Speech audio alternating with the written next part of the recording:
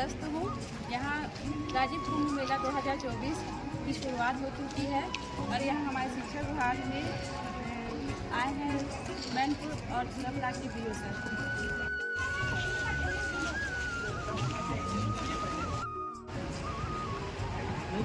नमस्कार सर जी, मैं प्राथमिक शाला डांगन बैसे। मैं अंगना में शिक्षा के संबंध में यहाँ पर हमारी ड्यूटी लगी हुई है। अंगना में शिक्षा में खासकर माताओं को इन्वॉल्व करना है कि माताएं सोचती है कि उनके पास बच्चों को सिखाने के लिए समय है, लेकिन इसमें ऐसा है कि माताओं के पास जो किचन का सामान होता है उसी से उनको बच्चों को सिखाना है, जिससे बेसिक ज्ञान हो। जैसे चावल साफ करते करते बच्चों को लिखाने के लिए बताना है, तो इसी में बच्चों को, जैसे यहाँ पर अंगना में शिक्षा लिखे हैं, तो इसी में बच्चों को लिखाने की प्रक्रिया को बता सकते हैं। साथ ही खाने की वस्तु, इसका कलर का बयान, इसका उपयोग। यहाँ पर ये सहतूत का फल है। सहतूत का फल प्रायः बच्चे नहीं जानते, लेकिन माताएं अपने घर में कहीं से भी अगर मिल जाता है, जो भी फल मिले उनके बारे में बता सकती है, उसका उपयोग, उससे क्या प्राप्त होगा बच्चों को। जैसे सहतूत खाने से बोलते हैं कि इससे ब्लड का अच्छा सोर्स है, वो ब्लड का सोर्स है। साथ ही साथ इसमें कलर का भी ज्ञान माताएं बता सकती हैं। इसी प्रकार काउंट भी कर सकते हैं। हाँ, इसमें काउंट कर सकते हैं, बता सकते हैं, और उसको एक आध खाए तो घटाने की प्रक्रिया को भी बच्चे बता सकते हैं। इस प्रकार कह सकते हैं कि माताएं जो घर से जो सामान है, किचन के सामान से सारी बेसिक ज्ञान उनको बताओ, बच्चों को आराम से बता सकते हैं। इस प्रकार हमारा अंगना में शिक्षा एक स्वप्रेरित महिला शिक्षकों द्वारा ये संचालित है, और इसमें शासन हमें बिल्कुल सपोर्ट कर रही है, उसका यहाँ पर बेहतर पहल, और आप लोगों को भी इस पर विशेष ध्यान देना है ताकि सारी माताएं गांव की इसके बारे में समझ सके, जान सके और अपने घरों पर अपने बच्चों को इस तरह से सिखा सकें। जी सर, विशेष सहयोग प्राप्त हो रहा है जब भी हम उन्हें इन्वाइट करते हैं। मोहिनी गोस्वामी अंगना में शिक्षा दिया जी, और यहाँ पर राज्य मेला में हम लोगों की ड्यूटी लगी। हम लोग अंगना में शिक्षा कार्यक्रम को यहाँ पर अंगना में शिक्षा कार्यक्रम एक बहुत अच्छा कार्यक्रम है।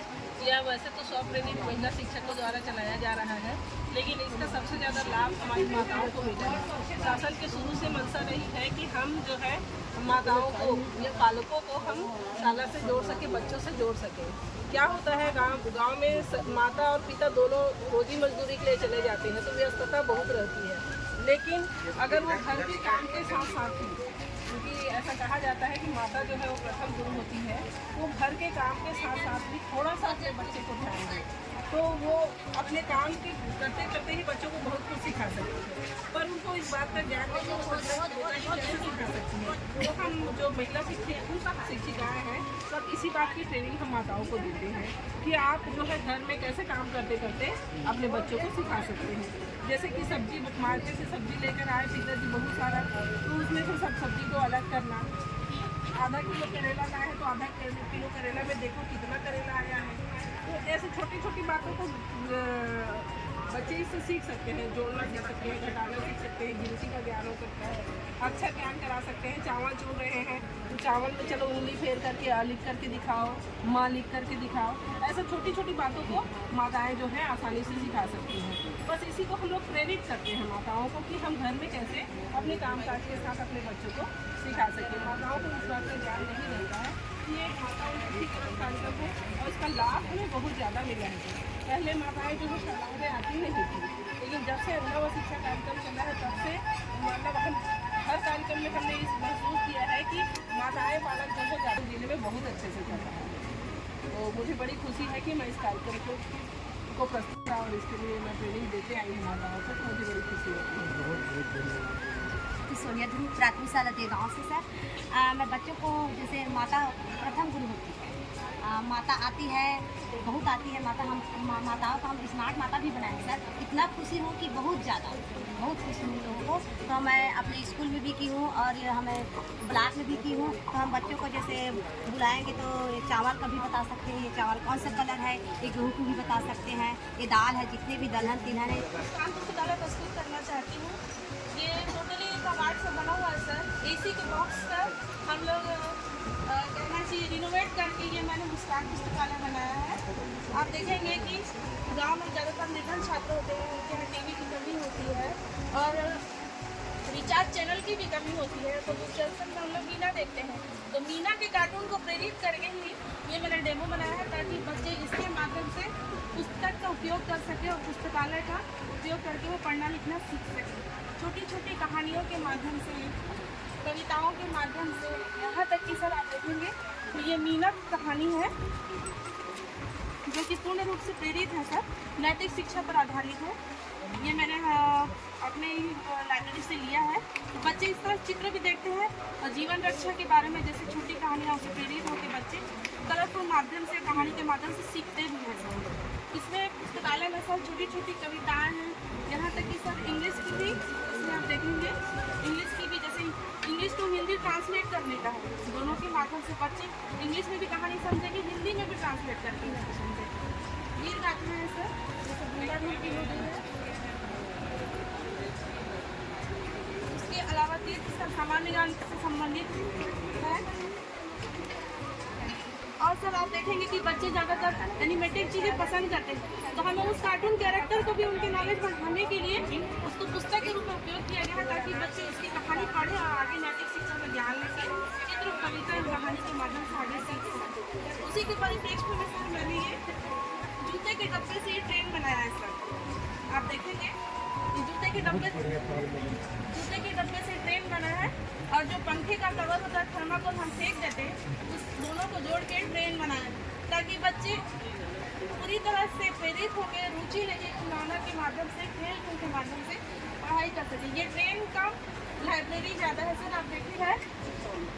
इस बिग बुक के माध्यम से भी सर बच्चे जैसे कहानियाँ पढ़ते हैं, तो इसमें बड़े बड़े चित्र हैं, बड़े बड़े अक्षरों में है कहानियाँ, कविता, तो बच्चे इसको पढ़ भी सकेंगे। छोटे बच्चे जिनको अक्षर ज्ञान कम होता है, तो कमजोर बच्चे में सर गतिविधि के माध्यम से कहानी और कविता पढ़ना सीखता है। सार्वजनिक शौचालय की स्वच्छता संबंधी एक मॉडल लेके आया हूँ कि फ्यूचर में हमारा शौचालय कैसे होना चाहिए।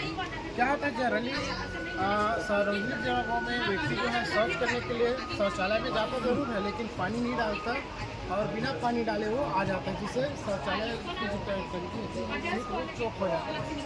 इसे आसानी से इस मॉडल के द्वारा कैसे हम स्वच्छता बना सकते हैं। रूम के अंदर जैसे ही प्रवेश करेगा तो ये गेट ऑटोमेटिक लॉक हो जाएगा, ये लॉक हो गया। और लॉक होने के साथ साथ क्या है, जैसे ही अंदर वो जब तक व्यक्ति शौच के लिए बैठा रहेगा सीट पे, तो अंदर में ऑटोमेटिक जो रहेगा वो लाइट भी सप्लाई होता रहेगा, लाइट भी जल रहा है। और शौच करने के बाद क्या है, जैसे ही गेट खुलेगा, गेट खुलने वाला नहीं है जब तक वो, जैसे वो गेट खोलने का प्रयास करेगा तो अलार्म सिस्टम रहेगा कि कृपया पानी डालिए। पानी डालने, जैसे ही पानी डालेगा फ्लश बटन दबाएगा, क्योंकि फ्लश बटन पीछे में रहेगा। मैं उसका संबंध यहाँ किया हूँ, ये फ्लश बटन जैसे ही मैं खोला तो गेट ऑटोमेटिक खुलेगा। नई शिक्षा नीति 2020 के तहत पुस्तकों में बहुत सारी बदलाव हुआ है, जिसमें ये पहली दूसरी की जो पुस्तकें हैं द्वि भाषा पर आधारित है, और साथ ही साथ 4 अंतर्राज्यीय भाषा पर अनुवाद हुआ है। उसके बाद तीसरी से 5वीं तक की जो पुस्तकें हैं उसमें से 25% जो पाठ है वो त्रिभाषा में है, 3 भाषाओं पर है, जो स्थानीय क्षेत्रीय बोलियों पर आधारित है। इसके साथ ही साथ पूर्व व्यावसायिक शिक्षा, जिसके अंतर्गत हमारे गरियाबंद जिला में 30 स्कूलों को ये प्रशिक्षण के लिए चुना गया है। इसमें सभी स्कूल में अलग अलग तरह के विधाएँ हैं, जैसे बांस से निर्माण, झाड़ू का निर्माण, मूर्ति कला, क्राफ्ट निर्माण, ऐसे बहुत सारी विधाओं में बच्चों को ट्रेनिंग दी जा रही है, जिसमें बच्चे पढ़ने के साथ साथ ये केवल उपयोगी ट्रेनिंग ले रहे हैं। हमारे यहाँ शासकीय पूर्व मातृशाला निर्मला में हमने 2 तरह का प्रशिक्षण देने का निर्णय लिया, जिसमें बिजली के कार्य और सिलाई मशीन। बच्चों के लिए जैसे लड़कियां जो हैं सिलाई मशीन में ज़्यादा इंटरेस्ट लेती हैं, सिलाई, कढ़ाई, बुनाई, तो उनके लिए ट्रेनिंग लिया। और लड़कों के लिए बिजली के कार्य छोटे छोटे घर में अपना बटन वगैरह फिट कर लेते हैं।